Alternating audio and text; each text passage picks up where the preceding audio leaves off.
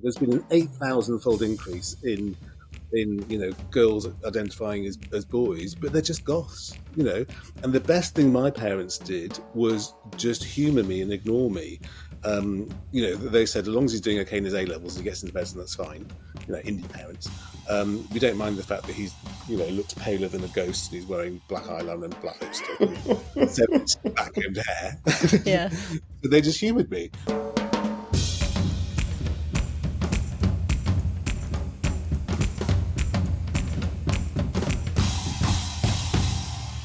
Hello and welcome to Spectator TV. I'm Natasha Feroze, Spectator's Deputy Broadcast Editor, and today we're going to be talking all things gender dysphoria, transitioners, detransitioners, and how pervasive this ideology really still is. To discuss this, I'm joined by feminist and author Julie Bindel, who has just completed a podcast called Julie in Genderland, and we'll be speaking to her about that later. I'm also joined by Dr Az Hakeem. He is a consultant, psychiatrist and psychotherapist. He's also written about transitioners, detransitioning, and now runs a private practice. Now, Julie, you've obviously been working in this field for decades now. Did you learn anything new? And who are the voices that stood out most to you? Well, the series is actually mainly the stories of parents, loving parents, liberal, decent people who are trying to protect their children from the grasp of gender ideology, from a lifelong pathway of medication, indoctrination, surgery, and the rest of it. And so they're the main voices, but there are also voices, of course, through the parents and also directly of young people that have been through gender ideology, that were captured by it, that weren't protected from it, and who themselves did transition socially and to some extent medically in terms of hormones and puberty blockers. But we also hear from experts such as, Dr. Az Hakeem and Hannah Barnes, author of Time to Think, Dr. David Bell, another one of the early whistleblowers, Stephanie Araya Davis, who set up Transgender Trend to look at what was happening in schools. And she set that up in 2015. And then we heard from people in Brighton who were trying to campaign against the indoctrination by schools with something called the transgender toolkit that's put forward by lobbyists and extreme gender activists who will have it that children as young as 2 have a gender ideology. So we've had campaigners, victims of the ideology, experts and professionals, clinicians, and quite frankly, it's chilling, but it's also very, very uplifting and optimistic because there are so many people now resisting gender ideology and using their own expertise, as we'll hear from Az Hakeem about this, and looking at the fact that we're at a stage now where Dr. Hilary Cass has produced a report that says very clearly what we have known, many of us have known for a long time, which is that there's no credible evidence whatsoever that puberty blockers, for example, are either harm-free or help children in any way. And Julie, we've spoken about this on other episodes for Spectator TV before, but did you get a sense at the end of the podcast that the tide has definitely turned when it comes to gender ideology, or did you feel like you were still very much stuck in a really toxic ideology where people are still being severely affected by it on a day-to-day basis? Both. There are parents that will be listening to this who will be saying, there is no way that we're out of the woods yet. My daughter, my son is still being indoctrinated into this ideology, has been taking cross-sex hormones, now believes that they are born in the wrong body and living as the opposite sex. All manner of harm is still being done to parents and to those children and to adult women and men who've been fed this lie. But at the same time, we're seeing increasing credible evidence from countries around the world, but maybe particularly at the moment in the UK, that shows that this stuff is harmful, and also, and not just medically harmful, but socially harmful, where people have been in almost like a fugue state, where social contagion, has never, been as kind of prevalent or pervasive, probably because of social media, and where there's definitely a kickback against schools and other institutions that are supposed to protect children from peddling this ideology. So I think there are people still being really harmed. There are kids living in limbo. There are kids for whom that harm has been irreversible. But we are now seeing a light at the end of the tunnel. Dr. Az Hakeem, I want to bring you in here because our audience aren't as familiar with you as a guest. So could you tell us a bit about what your career has been and how your career has changed over the past few years? Yeah, and first of all, thanks for having me. I'm an avid Spectator subscriber. Excellent. So I'm a consultant psychiatrist and psychotherapist. Um, I worked in the NHS for 15 years, and I've been working exclusively in private practice for just over the past 10 years. During my training, I specialised in forensic psychotherapy, and I worked at the Portman Clinic, and I set up the country's only adult gender dysphoria psychotherapy service. And so I got this unique position of being the only consultant psychiatrist that specialised in the psychotherapy of adult gender dysphoria. And I did both individual and group psychotherapy, and it was completely separate from any gender clinic.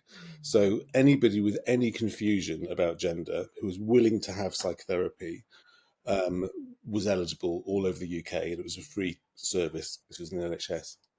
And I learned loads from doing it because I came into medicine thinking, gosh, people can change sex. How amazing this is. And my first ever job after qualifying in medicine was in plastic surgery, and I was helping the surgeons do these operations. I was thinking, but hang on, what's happening in their heads? Because it's all very well as making them look like something they're not, but what's going on in their heads? And I always wanted to do psychiatry, but when I got there, I was a bit dismayed that the psychiatrists weren't particularly thinking about what was happening in their heads. In fact, most psychiatrists would just leave it to gender clinics. And when I went to look at gender clinics, they weren't particularly thinking that much either. So when I started forensic psychotherapy, I had the opportunity of meeting people, seeing them week in, week out. And some people I saw every week for 10 years. So it was a very in-depth, it was quite a luxury to have such an in-depth understanding of someone. And I followed them up, and I saw quite a lot. And what I found was that there was groups of people who all presented thinking that they were the wrong sex, but they were very different presentations or conditions, but they're all lumped as trans. But over the course of the 12 years that I ran that service, and I've been seeing gender dysphoria patients for the past 24 years, it honed my understanding, and there were quite distinct groups of people with different presentations that we seem to all lump together these days as just trans.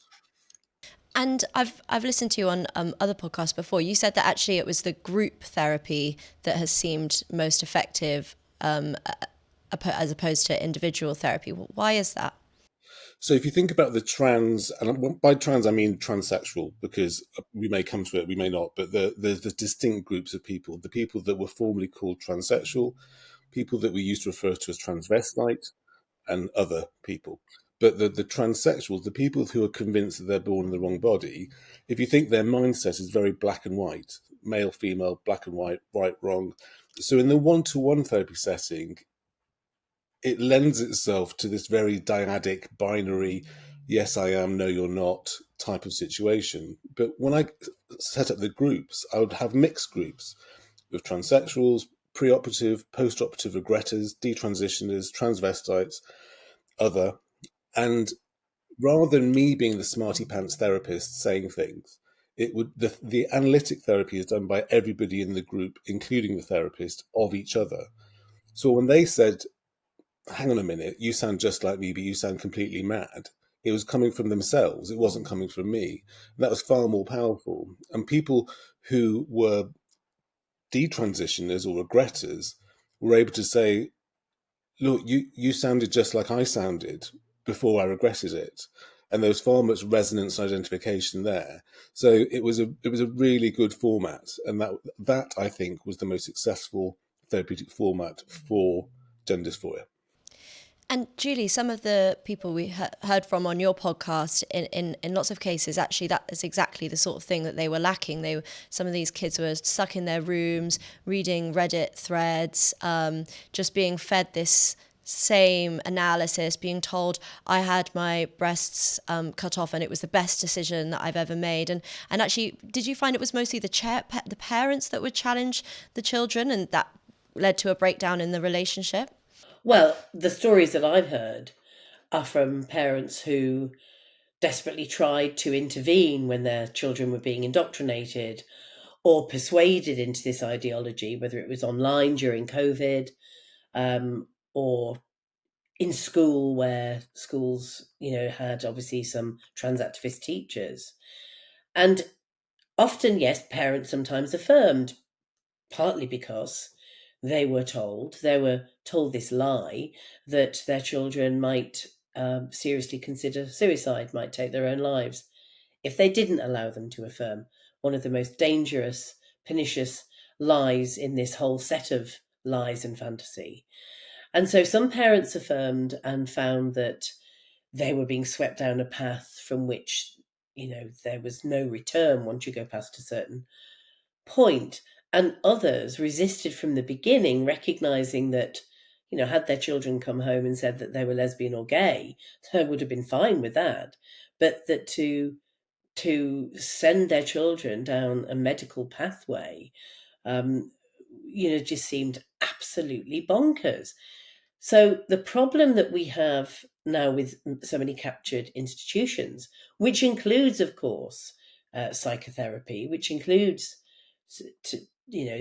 anyone that works in gender clinics, and also social services, is that they will go along with what the child says. So we have a story of, we have several stories from parents who were visited by social workers whose children were insisting that they were trans. So, for example, and most of these children were on the autistic spectrum and were same-sex attracted. So the child would say, girl, I know I'm a boy. The social worker would visit, not look at any of the other problems that this child had, because of course they all had other problems, serious problems that needed dealing with, separately from any gender identity. And they would then tell the parents that they had to go along with this or they would be seen as abusive. And one parent that we spoke to, two parents said that they had been told that they had been unintentionally abusive to their child because they wouldn't use he, him pronouns for their daughter. So yes, parents tried to resist. Well-meaning parents, went along with it to an extent. And for some, it just took a very, very astute psychiatrist or other clinician that spotted something and asked the right questions about the other problems that should have been dealt with in the first instance. And some of these social service workers were using really strong language and that would have been so frightening for the children, saying things like, this is the child's dead name now, and you need to start referring to them as this. And I think you said as well on your podcast, a social worker said, would you rather have a dead son or an alive daughter? It's just... I know, and I really would love Dr. Hakeem to speak to this, because I think you were the first one, as the first professional that I heard, which is 20 years ago, saying something like, this is a pernicious form of modern day gay conversion therapy, that same-sex attracted kids, all of whom would have some issue with that, whether it's 2024 or when I came out as a lesbian in the 1970s, they were being told that because they were gender non-conforming, they should be marched down the gender clinic and be on puberty blockers or cross-sex hormones. It's scandalous. I mean, when I was training, I was attached to the Tavistock Kids Clinic a couple of days a week, and this was in the early 2000s. And what I saw were camp boys and tomboy girls being brought in by parents. A lot of parents, I refer to them as transsexogenic or transhausen by proxy. They were often uncomfortable with the fact they had a gender non-conforming child, or they wished their child had been the opposite sex. And the fact that they were saying that my 3-year-old or my 4-year-old or my 5-year-old is the wrong gender. I mean, there's something quite wrong about that, because children can do whatever they want and look how they want and play how they want. They shouldn't have any concepts of these things. But they would. Some of the parents would say, "Oh yes, we've changed their name. We've told the school. They've done all these things. We've got the wig." And I said, "Hang on a minute." And the clinic would go along with it. The clinic would not at all seem to question or challenge it. And I said to the people who set up the clinic at the time, I said, you know, isn't what you're doing mad? Because you're just colluding with this false solution. Surely we do know that these children, if they're left alone, will just grow up to not have a problem with their gender, and a lot of them would just be gay. And the person said to me, would it be any more mad if they were gay? And this was the basis of the clinic. The clinic was based on where homosexuality was an inversion, it was pathological. I sat through 2 terms on the pathology of homosexuality at the Tavistock when I was doing the adult psychotherapy training there. It definitely was not considered to be normal. So in a way, they were trying to solve the pathological emerging homosexuality by transing them into this heterosexual child, which is awful if you think about it. But this was the basis of the clinic. How many of the children there would have been diagnosed with autism, do you think? Sorry to interrupt the show, but if you enjoy what we do here at Spectator TV, then why not subscribe to the magazine as well? If you subscribe today, you get 12 weeks for just £12, plus a free £20 John Lewis and Waitrose gift card. You can sign up at spectator.co.uk/TV offer. They didn't assess it. And what I found, doing a retrospective analysis of the patients I had over 12 years, was those whom we would formerly called transsexuals, so not the transvestites, not the fetishists, not those, but the transsexuals, the black and white mindset, 100% of the males were on the autistic spectrum. And my patients were skewed more males than females, but the females probably were, but the females also had some sort of trauma thing, perhaps internalized lesbophobia, or some sexual trauma, but the males were 100% on the autistic spectrum. Kids wouldn't test it. It wasn't even on their radar. It's even seen as offensive to do so, to pathologize autism, they have called it, to say that you're stigmatizing young people for whom a trans identity is something to be joyful about, and that autism isn't connected in the slightest. It's absolutely crazy. And parents who have had hell with trying to get specialist targeted bespoke education and support services for their autistic children, just being told that this idea that the child now has, this fixation, this obsession that they are trapped in the wrong body, is completely separate from any psychological problem or mental ill health or trauma condition, that it is an authentic identity, just like being a lesbian or gay man. Because I think there's 2 things at play. I totally agree with Julie. That what I was seeing was someone who'd come to a faulty conclusion. And I always liken it to my maths A level, which I still have nightmares about. But when you do a sequential processing of information to try and work something out, and I would always take a wrong turn in my calculus and end up in the completely wrong end and get to the wrong solution. But it was wrong. But these people have tried to work out from the autistic state of something's not quite right about me, I'm not the same as everyone else. They try to work things out, and then they have this revelation that maybe it's my gender that's wrong, and if I change that, I'll be normal like everyone else. And rather than someone critiquing their homework, they just go with it. Whereas I would critique their homework. I would try and get them to explain to me step by step how they got there, and then we try and work out what possibly went wrong. But you've got this person who's come to this erroneous conclusion, and they may have come to this conclusion as a child and never revisited it. So they've hung on to this conclusion. Then they're faced by lots of people, whether it's parents, schools, health professionals, social workers, or gender clinics, who actually believe that there is a solution that will solve everything, and that, like Julie says, it's just like being gay. It's an identity, it's a valid identity, and they're championed and celebrated. And they've gone from being someone who's a bit nervous and not quite sure about themselves to being this celebrated, wonderful thing that needs to be unleashed like some sort of phoenix. And it gathers momentum. And lots of attention as well. And so kids that don't get much attention at home, or they, for whatever reason, need lots of attention, this is perfect because all eyes are on them. And as you've just said, as in a very celebratory way. And we know that, that is not the experience of camp gay boys in the schoolyard and, butch presenting young lesbians. I mean, the stigma associated with being lesbian or gay is far more. In fact, there is no stigma within these school settings or for social workers and within particularly middle class enclaves. There is no stigma attached to being trans. It's very cool. And yet at the same time, these kids are being put on a path from which it is very difficult to return. And Dr. Hilary Cass, in her groundbreaking report, says social transitioning, in other words, what teachers allow or encourage kids to do, is not a neutral act. Calling a boy by he, him pronouns, saying that she can use the boys' toilets, go on in the boys' sports teams, giving her a boy's name, her wearing a boy's uniform.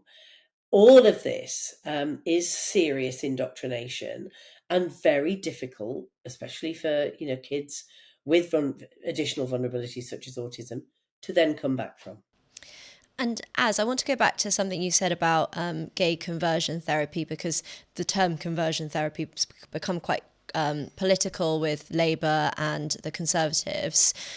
Did you receive much backlash from your style of psychotherapy, and was it referred to as conversion therapy? And why is it so controversial? Absolutely. I've had over 24 years of it. I mean, my first contact with Julie was when she emailed me saying, I don't know if you know who I am, but we're both talking at a conference, but just to let you know, you've got a 5,000 person demonstration that's promised to take place when we both of us speak at a conference that was then cancelled because of all the activists that were going to turn up. Many years ago this was as well. That was 2010. Right. So that was the first time. But no, so anyone who dares critique the mantra or the cult of this belief system, which isn't thought about really, it's just accepted, is considered to be transphobic. I'm the least transphobic person. Why would I dedicate this is a large proportion of my professional life to trying to understand and think about this patient group if I hated them? It doesn't make any sense. I mean, what's come round is the very small proportion of activists have tried to make our lives hell, so end up sort of having a problem with them. But my patients never, none of my patients ever thought I was transphobic, and they would think it was quite bewildering that the world outside was painting me as this big sort of evil Darth Vader type person when they just saw me as being thoughtful and compassionate. All my detransitioners said, I wish we'd had someone to just ask us what and why at the time, because nobody did. They just said, oh, you are? Okay, fine. Yes, you are then. Whereas I was going, try and make it make sense to me, to help me understand what it is. And by asking them to help me understand, they would revisit their thinking, and it would kind of get undone. And in the 12 years I did the service, less than 2% of any of my patients had physical interventions of hormones or surgery. Are you worried that Labour, if they do ban conversion therapy for people, for the gender identity side of things, are you worried that your practice could come under scrutiny? So I took a decision a couple of years ago to no longer see any gender patients. I've done a whole load of work with them, but now the climate is too risky. And like my PA said to me, look, why don't you just concentrate on all the nice, ADHD, depression, OCD, and trauma patients that won't risk this nightmare. And she's right. So I stopped. So now all my patients are everything except gender. And now I concentrate doing things like this, or I see parents, or I talk to organisations, and I'm part of the CAN-SG, the Clinical Advisory Network for Sex and Gender. And we do lots of work with various groups and helping politicians think about it from various parties. So what I see in politics is actually there are a load of politicians who actually are very concerned and sceptical. And I've given talks in the House of Commons and the House of Lords where MPs and Lords had to come secretly into the room because they didn't want other people to know they were there, but they were relieved to hear a coalition talking what they knew to be common sense. Whereas the ones who are championing the cause of pro transsexual, stopping conversion therapy, they just haven't learned enough about it. So I am worried because it'll be used by people by the activists to shut down any exploration. When I talked to Lord Russell, who was the proponent of the conversion bill, who's very nice. He talked to me for hours. He said that the gender clinics would be at risk because they wouldn't be offering different options. But loads of us have had loads of activists, journalists, whatever, trying to suggest that we're conversion therapists. Smearing us all over media, in the papers. I had so many erroneous, awful articles in the less reputable papers. It's just not worth our while. So yes, we will stop.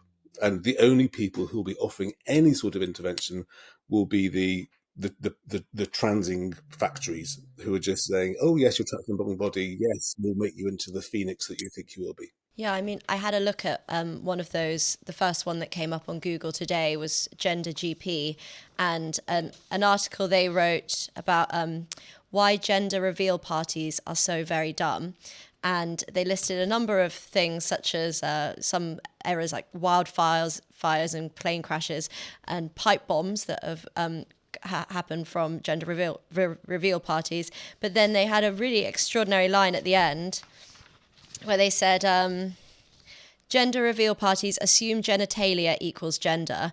The desire to reveal your future baby's sex and equate it to gender only reveals how ingrained the cisgender binary and gender norms are within our society. I saw an episode of a soap opera, and in the soap opera there was a gender reveal party for a baby, and then there was an awkward-looking transsexual person in the storyline in the background, and then the parents turned around in the soap opera and said, "Of course, this is just the gender that we're assigning. The real gender was something that the baby will decide when they're older." I saw that.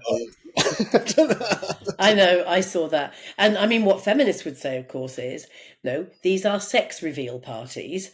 Gender is something that's socially constructed that we also call sex stereotypes. And people started using the word gender because sex sounds a bit rude if you're not talking about actually doing sex.